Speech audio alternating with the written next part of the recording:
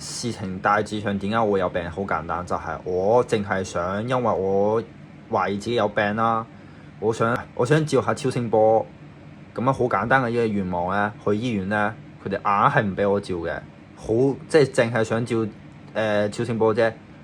佢哋咧一係3萬蚊，一係唔俾你照，一係唔俾你住院，乜都唔俾你。然後咧就話叫你求佢都唔睬你，一句説話叫你走。跟住咧我求佢啦，咁佢又唔俾藥我，咩都唔俾我。咁我自己買藥食啊，食完之後咧有副作用，咁去咗醫院啦。咁咧佢又幫我問佢可唔可以照超聲波，佢又唔俾，佢會照電腦 CT。咁我聽佢啦，聽班醫生講啦。聽完之後咧，即刻就有呢啲大致上嘅脈絡就係咁樣咯。我就有呢個病咧，我再去醫院啦。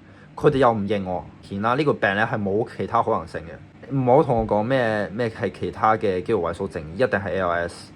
我發誓，我哋睇下未來點，時間會證明一切。跟住咧，醫生咧，咁咧如果後尾咧我成功咗咧，咁咧可以警醒各位啦，唔好相信班機構啊、權威啊，所謂嘅權威都係中意講大話、搞人嘅垃圾，就係咁簡單。